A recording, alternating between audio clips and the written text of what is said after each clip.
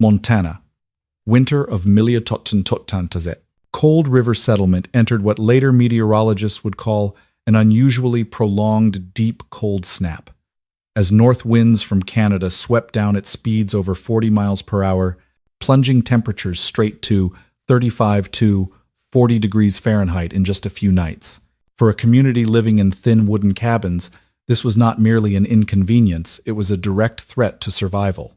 In high winds, the wooden cabins acted like a reverse pressure chamber. Warm air was sucked out of the rooms through every crack, while cold air poured in, collapsing any heating effort.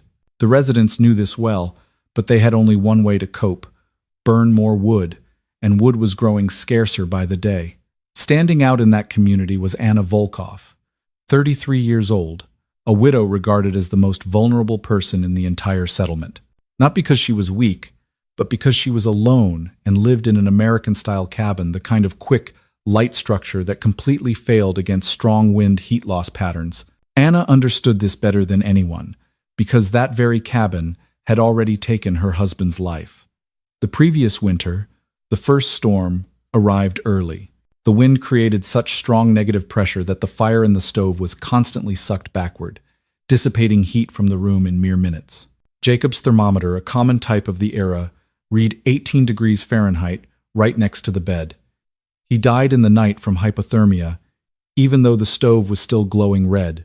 Not long after, her daughter Elsie also passed out in the cabin when the indoor temperature dropped to the point where water froze beside the stove.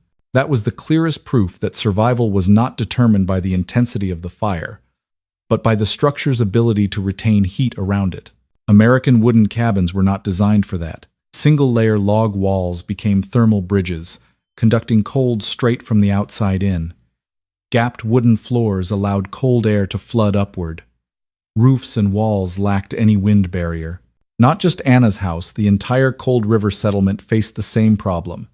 Excessively high heat transmission coefficients, near zero heat retention capacity. In that context, residents were forced to burn far more wood than they could stockpile. Firewood grew scarce after a drought summer. Game animals moved to lower elevations, sharply reducing the meat supply. Livestock froze to death. On average, a family had to burn twice as much wood as the previous year, just to keep indoor temperatures above 30 degrees Fahrenheit. Tension spread throughout the community. The howl of wind through the wooden cracks was not just the sound of weather, it was a constant reminder that heat loss will always win unless they change. For Anna, this was no longer a community problem. It had become a personal matter of life and death. Every night, she woke 2-3 times just to feed the fire, because if it went out, the temperature would plummet to dangerous levels in a single hour. She understood that this cabin, no matter how much wood she burned, was working against the very person trying to keep it warm. She grasped the physics more deeply than the townsfolk's chatter. Strong wind plus single walls plus gaps equals continuous pumping of heat outward. No one could live long in such a system without paying a price. One December morning, as she placed her hand on the ice-cold wood of Jacob's grave, Anna did not cry. She calculated. She visualized the paths of smoke, the trajectories of heat, the wind pressure, the losses through materials. And she made a decision no one in the settlement had ever considered. Never again would winter decide who lived. That was the starting moment of this entire story, a simple, ice-cold decision carrying the full weight of survival. No one else will die from the cold. Montana forced people to understand physics if they wanted to survive.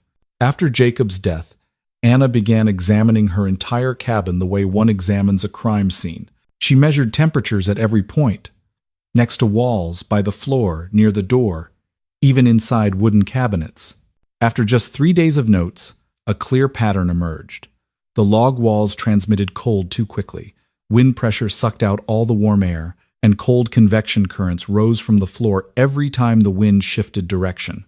American cabins were not winter shelters, they were heat traps. No matter how much wood was burned, the cabin itself kept pulling heat away from the living people inside. This was no longer a question of warm or cold. It was a physical system working against humans. Anna understood that to change the outcome, she had to change the mechanism. So she did something rare for a frontier woman. She walked to Red Butte in search of knowledge. She did not ask for pity. She asked about physics. The blacksmith explained how wind creates negative pressure that sucks smoke backward. The well digger spoke of how soil holds heat far longer than open air. The native people talked about surviving in snow pits, places that endure because the air stays still, not because of fire. An old carpenter pointed at the cabin roof and said, "This thing only keeps out rain. It won't stand up to Montana." Every word they spoke added to the picture Anna was assembling herself. What killed Jacob was not the cold. It was uncontrollable heat loss. From the knowledge she gathered, Anna compared the two heating philosophies she had known. The American way, fast heat but fast loss. The Russian way, slow heat but long retention. One relied on fire, the other on thermal mass. One fought winter with brute force, the other with principle. And she knew which side she had to choose if she wanted her daughter to live through the next season. She spent whole evenings sketching from memory the structure of her father's Russian stove, not out of nostalgia, but because it was the only system she had ever seen that could defeat the wind. The next step was materials.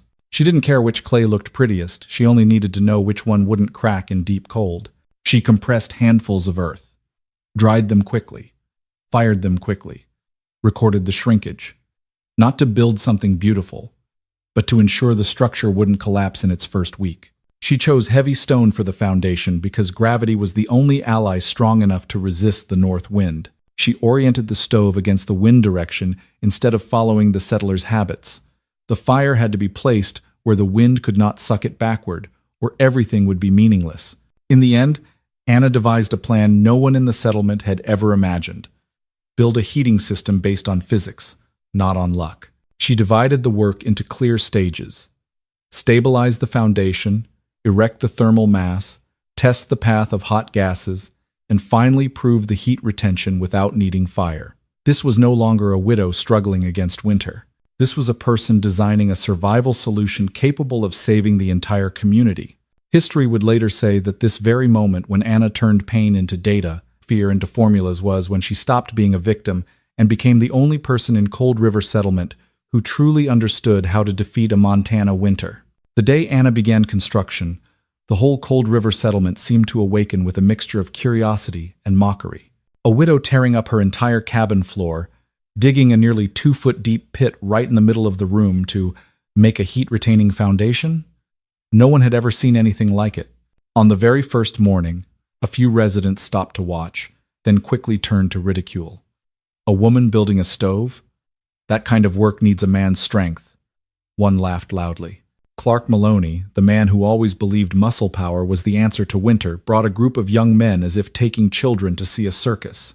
They stood in a line, arms crossed, watching Anna shovel each scoop of earth with unconcealed contempt. But Anna continued without lifting her head. To her, this was not a construction project. It was an engineering problem of creating a foundation stable enough to bear the weight of thermal mass. She chose large stones for the base because she knew the thermal mass needed the heaviest possible foundation to remain stable during sudden temperature swings. Placing each stone, she tested for vibration by stomping the floor, checked levelness with a straight wooden rod. Too much vibration, heat would escape, uneven base, bricks would crack. That was all no unnecessary talk, just precision. But to outsiders, those movements looked like a woman struggling with a task beyond her ability. When the foundation began to take shape, the residents were truly shocked. One whispered, "My God, that stove is going to swallow her whole cabin." They weren't wrong when Anna built the stove frame. The structure took up nearly 40% of the 14x 16-foot room's floor space, something no one in the region had ever dared to do. "Where will you live?" they asked. Anna answered briefly, "If 40% of the space saves a life, I don't need the rest to be spacious." To her, the cabin was not a place to live comfortably. It was a place that had to preserve heat against 40 degrees Fahrenheit winds. The hardest part began when Anna reached the stove vault. No one, except those who had lived in Russia, knew that the vault was the heart of the heat retention system, where heat is reflected and redistributed before exiting through the flue. She adjusted each brick to achieve the precise curve, a deviation of just 2-3 millimeters, and the vault would collapse under pressure. Watching her work so meticulously, Clark laughed. "It's about to fall. You've got the angle wrong already." But Anna knew exactly what she was doing. She tested the curve by placing a wooden rod, checking the reflection pattern of a small flame. No need for long explanations. Physics spoke for her. If the flame reflected evenly, the curve was correct. If not, it needed adjustment. Yet instead of admiring that persistence, the wave of mockery grew louder. Some women whispered behind her back. Russian women and their superstitions. Thinking a clay stove can beat winter? Children ran around the cabin chanting, "Crazy Pechka! Crazy Pechka!" The entire settlement thought Anna was turning her cabin into a useless mess, a bizarre construction straight out of folklore. The more she built, the more isolated she became. No one asked if she needed anything. No one believed the project could bring any benefit. They believed in hammers, axes, dry firewood, big flames, not in the principles of thermodynamics brought by a widow from Russia. But while everyone's eyes searched only for her mistakes, there was exactly one person who saw something else. The precision in every movement of Anna's was not stubbornness. It was understanding. On the afternoon of the 11th day, as she was carefully adjusting the firebox opening, Jakub Krawiecz, the Polish blacksmith, appeared. He didn't say much. He simply placed in front of her a newly forged steel plate, thicker than the kind Americans usually used by half again. "The stove door needs to withstand heat better," he said curtly. "This one won't warp in a strong fire." Then he turned and left. For the first time throughout the entire process, Anna felt she was not completely alone. Someone who understood thermal physics had seen the value in what she was doing. And sometimes, just one trusting look is enough to keep a person standing amid countless jeers. But to most of Cold River Settlement, Anna remained only the woman building a crazy structure. They did not understand that she was not merely building a stove, she was building a survival mechanism, a physical response capable of changing how the entire community fought Montana winters. And it was within that isolation that the tension grew day by day. Either this project would save her, or it would become the reason everyone in the settlement could say they had been right all along. The first test burn took place on an afternoon with a light north wind, the most ideal conditions Anna could have hoped for. She placed a small bundle of firewood into the firebox, lit the kindling, and stepped back just a few paces to observe the smoke's path. In theory, the smoke should enter the flue and rise with thermal pressure. But after only a few seconds, Anna heard an unfamiliar sound, a short puff. Then a gray plume of smoke surged backward out of the firebox mouth like steam escaping a sealed kettle. In an instant, the entire cabin filled with blinding white haze. The air turned thick and choking. Smoke stung her eyes, nose, and throat. Anna coughed violently, tears streaming, groping along the wall to fling the door wide open. The smoke followed her as if trying to drag the room's only remaining heat outside with it. She collapsed onto the dirt floor, gasping, her throat burning from the trapped gases that hadn't escaped properly. Outside the cabin, laughter erupted almost immediately. Those who had watched her build, who had mocked her, now saw this moment as absolute proof of what they believed. "I told you so. Some stove. All it does is make smoke," a young man shouted loudly, and the group's laughter merged into a harsh, grating sound. Clark Maloney, the loudest critic throughout the construction, called out, "Best give it up, widow. That thing will kill you before it saves anyone." Smoke still hung in the cabin as Anna returned to the structure's side. One brick at the flue entrance had chipped from the sudden heat. Black smoke trails etched across the brick surface showed that the flow had jammed right at the curve, not because of wind, but because the pressure inside the stove exceeded its ability to escape. She sat down amid the dusty bricks, her heavy breathing gradually steadying, but her heart wavered not because of the mockery outside, but because of the obvious truth. She had misjudged the smoke's path. In that smoke-filled moment, a childhood memory flashed through Anna's mind, her father, the old stove maker in Siberia, saying on winter nights, "If you don't understand where the smoke goes, you don't understand the stove." Smoke is always honest. It reveals the weaknesses of the structure, shows where pressure is blocked, where heat is trapped in the wrong place. If smoke pours out, the design is wrong. That isn't failure. It's data. Outside, the crowd gradually dispersed, the jeering fading as the sun set. But Anna remained there, among the still warm bricks, staring at the cooling firebox. She felt no shame, no despair. What she saw was a problem to fix, The curve was too tight, the rise angle incorrect, pressure unevenly distributed. 3 millimeters off, and the smoke wouldn't rise. But that also meant 3 millimeters corrected, and it would work. When night fell, the cabin still carried the sharp smell of smoke.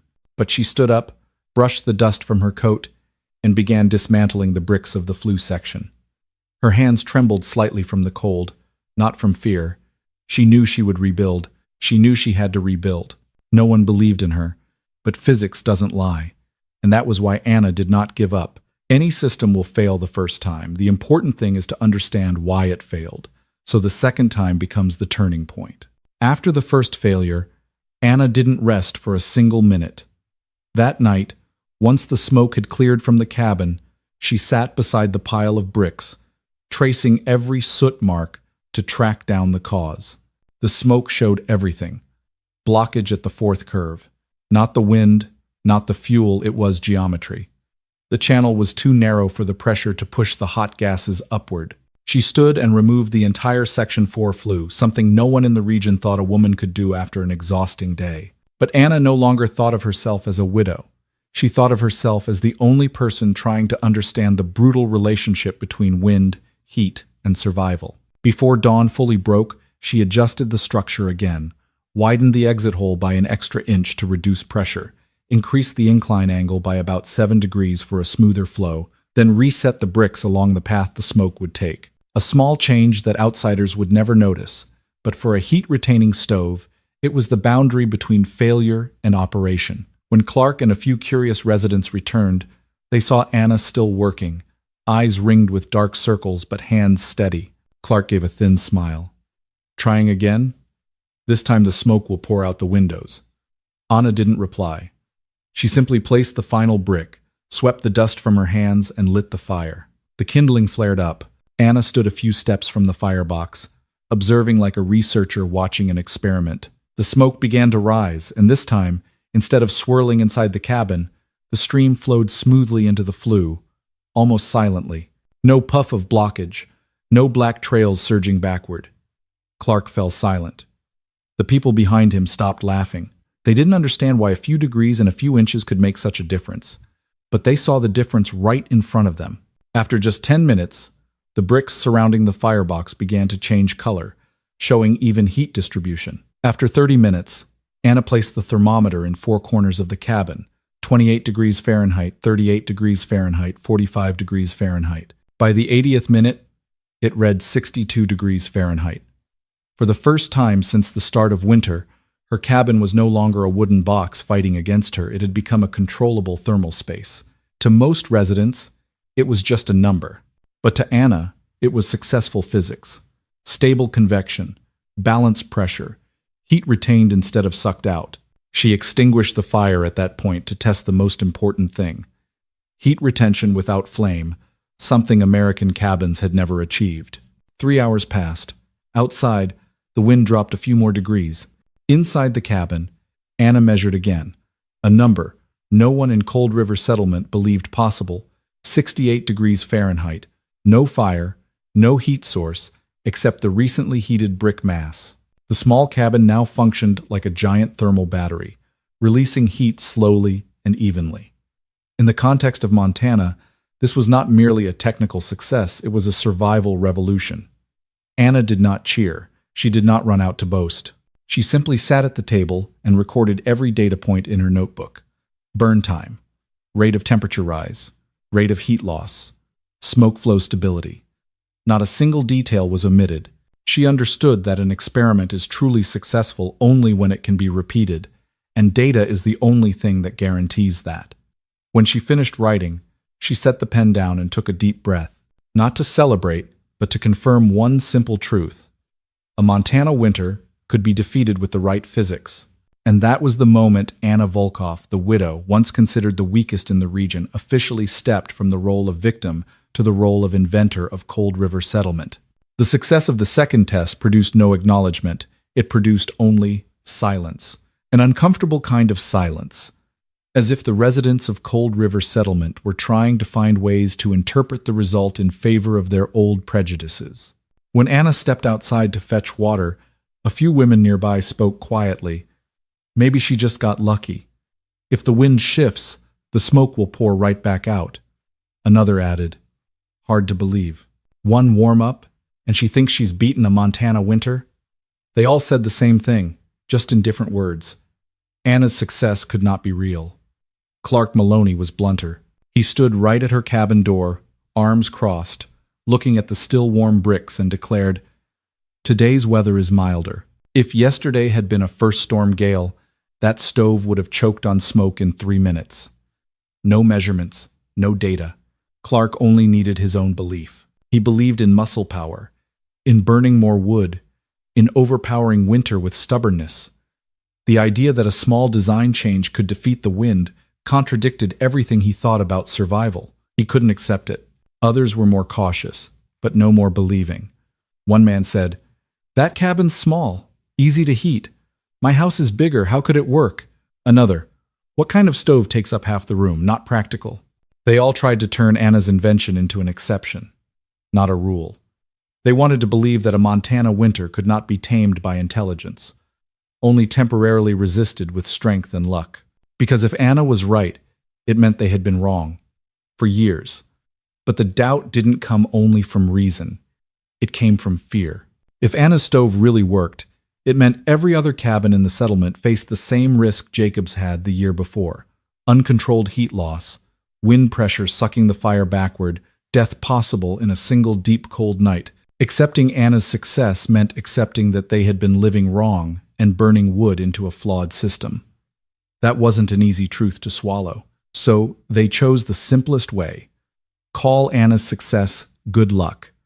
Ignore the 62 degrees Fahrenheit. Ignore the 68 degrees Fahrenheit after 3 hours without fire. Ignore all the data. They waited for the next failure, treating it as inevitable. Cold River Settlement did not know that their very doubt would leave them unprepared for the biggest storm of the winter, the storm that would force them to face the question they could no longer avoid, whether this crazy structure was truly their only salvation. A Montana black storm never arrives gradually. It slams down like a trapdoor from the sky, sweeping away every prior human preparation. That afternoon, the wind surged suddenly from 20 to 55, 65 miles per hour in less than an hour. Black clouds dropped to ground level, and the horizontal snow no longer felt like snow. It felt like razor-sharp ice grains, striking skin like needles. Temperatures plummeted. At the lowest point in the night, thermometers in every family that owned one recorded the same terrifying number, 42 degrees Fahrenheit. In such conditions, every American wooden cabin revealed the weakness that had existed since the day it was built. Interior walls began to frost over. Small cracks in the wood turned milky white in minutes. Water in buckets froze solid in 3 minutes, no matter how close to the stove. In one cabin near the edge of the settlement, a man touched the window and recoiled because the ice layer burned his skin with cold. No stove in the settlement could maintain stability against such rapid heat loss. Heat from the fire was sucked up the chimney and carried away instantly by the wind. All that remained was cold flooding in, layer upon layer. Cries of children rang out from 3 adjacent cabins. They weren't crying from fear, but from pain, the searing pain of air below 40 degrees Fahrenheit touching skin. An 8-year-old girl wrapped in 2 blankets still shivered so violently her teeth chattered nonstop. The elderly fared worse. An old woman stood to fetch wood, but her knees buckled, no longer strong enough to balance. She sank beside the stove, breath shallow, too cold even to shiver, a dangerous sign of hypothermia. When firewood began to run low, families turned to burning anything that would ignite. Wooden chairs were snapped in half. Interior doors were torn down for fuel. One desperate man burned his kitchen table. This was no longer a night of fighting cold. This was a night of fighting death. And the longer it went on, the clearer it became that the wind wasn't just cold, it was winning. Cabins couldn't hold warmth. Fire had no meaning.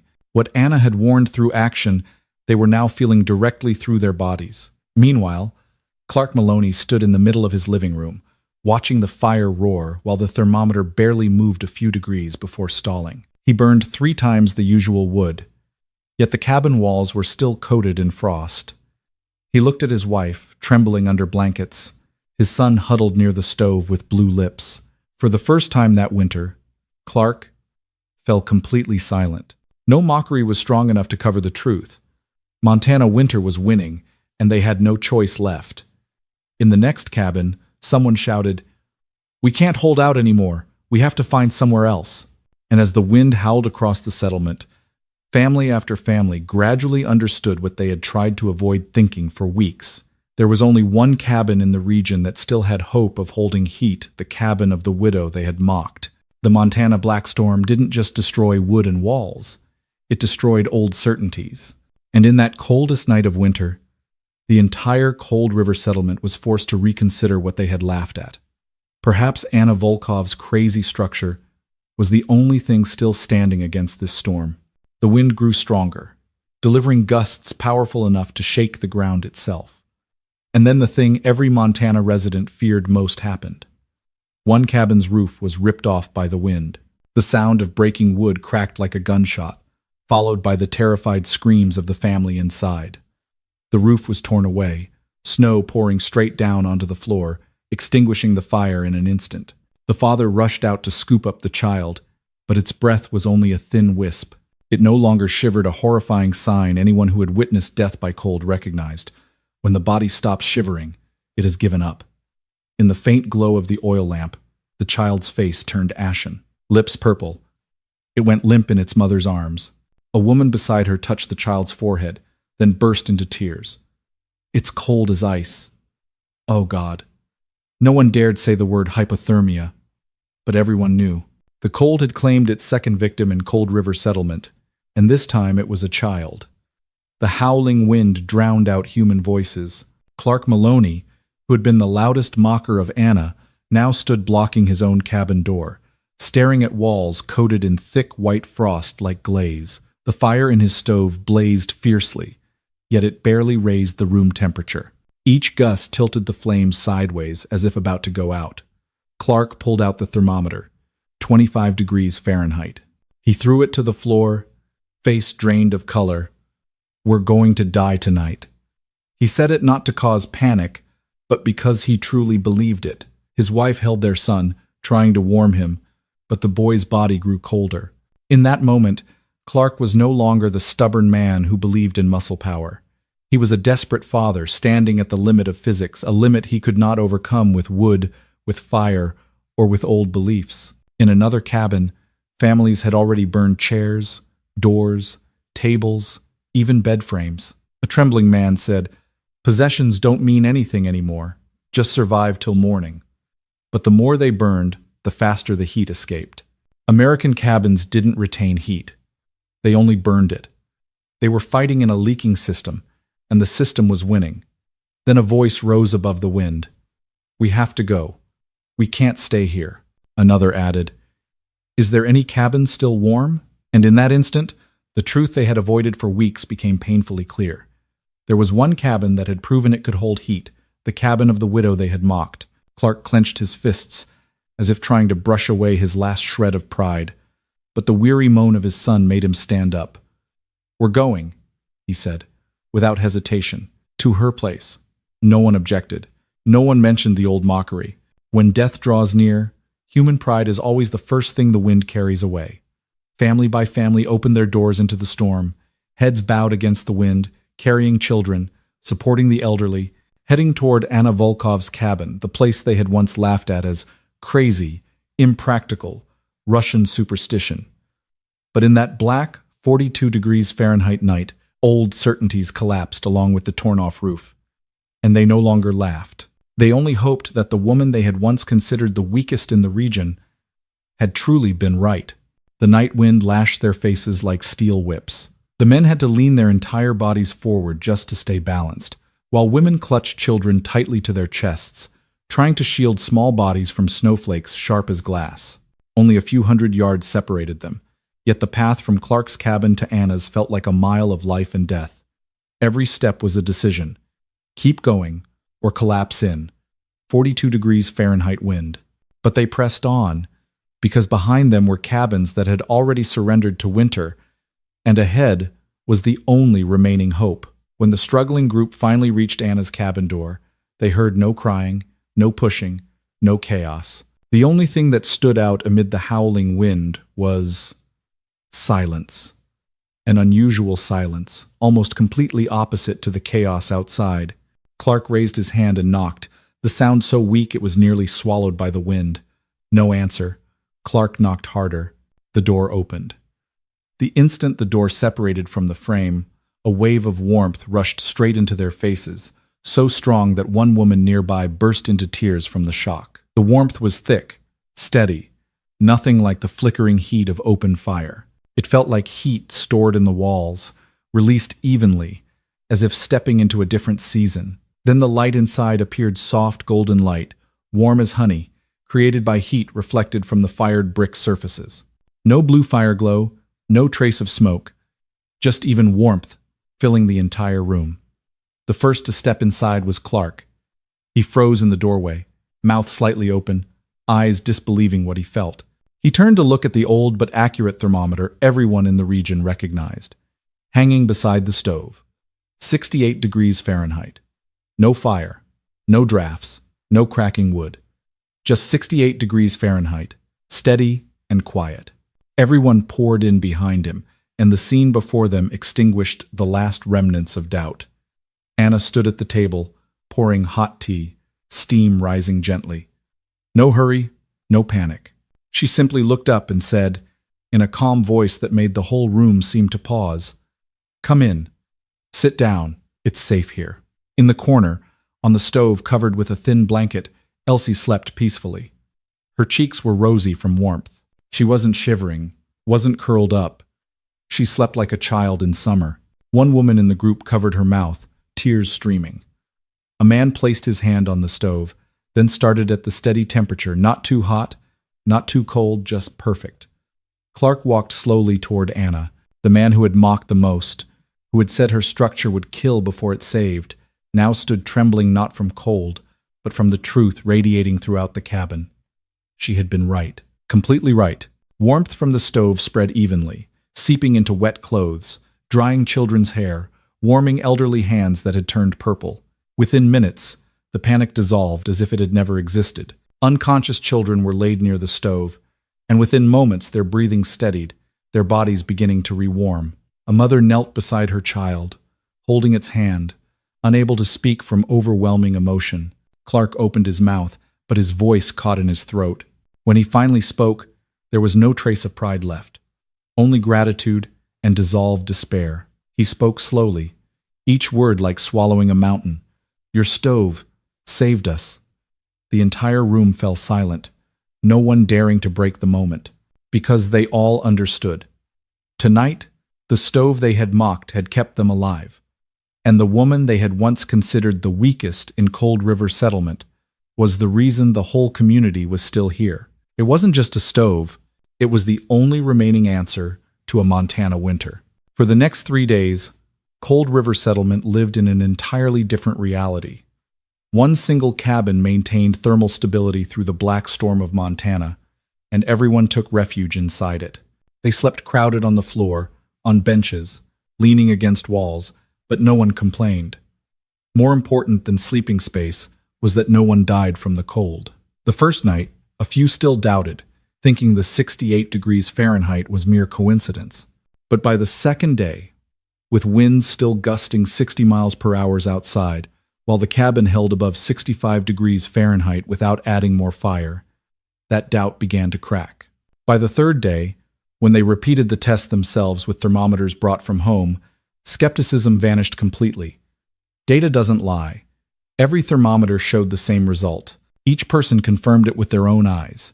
The crazy stove they had mocked was what carried them through the worst storm of the winter. Some held thermometers close to the brick walls, then stepped back, measured the floor.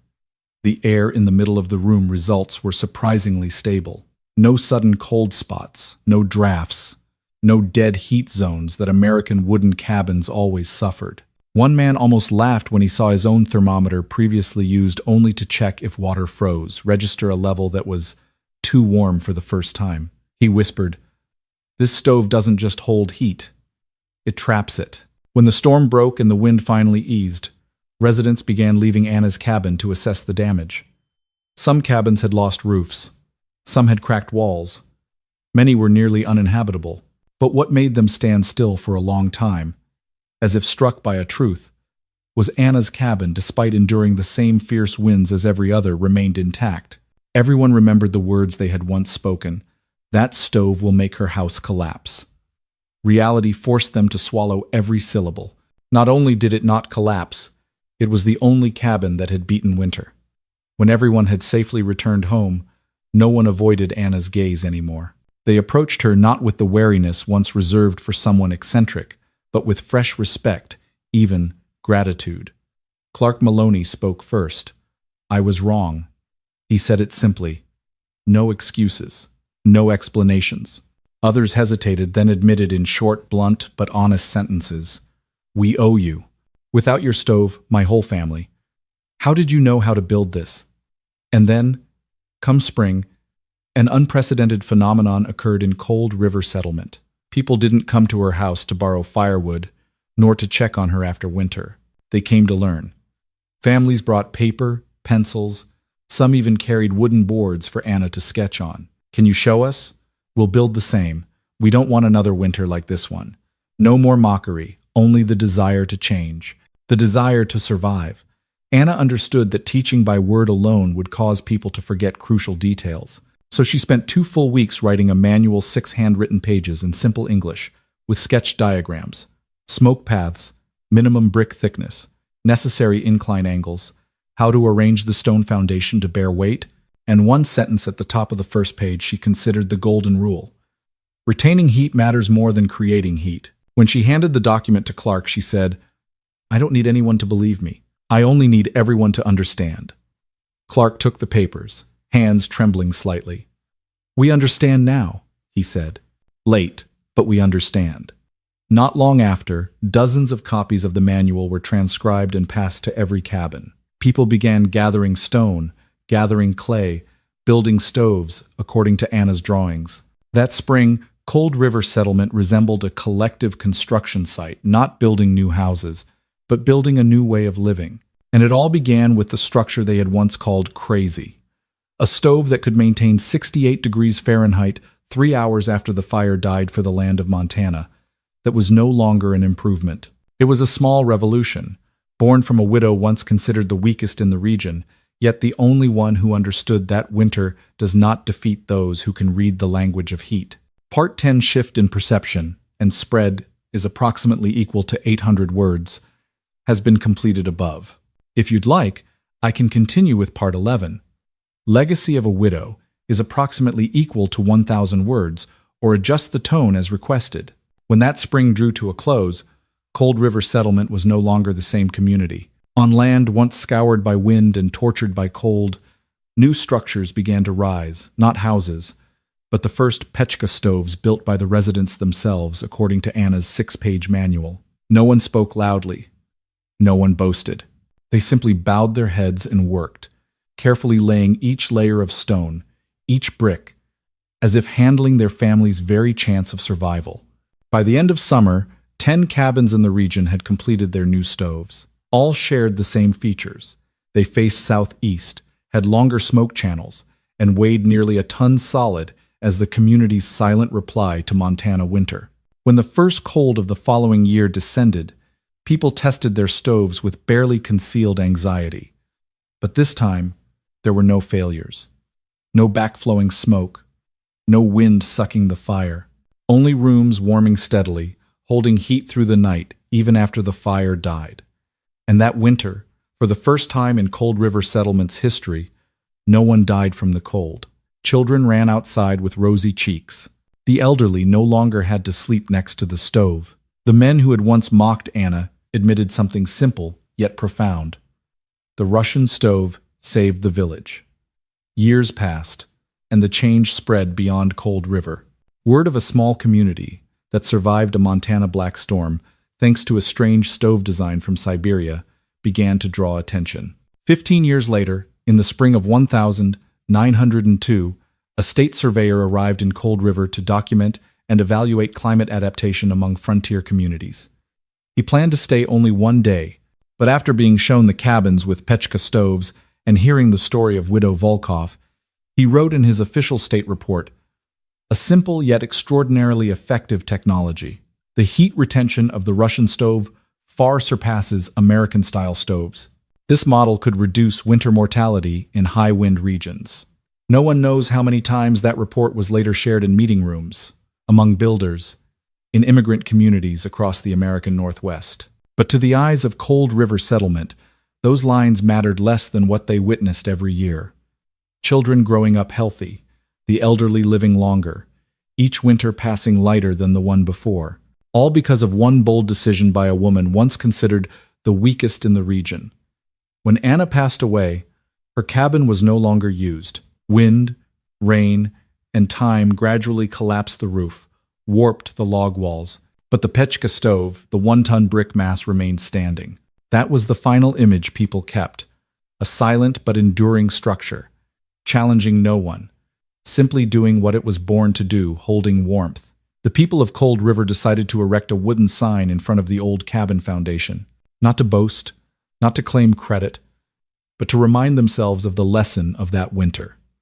The sign was plain, hand-carved, yet carried the weight of an entire generation. She built warmth when others built doubt. Travelers passing by often stopped to read, then asked, "Who was she?" And the residents told of a small widow, once mocked, once carrying unbearable loss on her shoulders, who looked at winter with the eyes of someone who understood physics more than fear, a woman who did not try to fight the cold with strength, but with intelligence and persistence.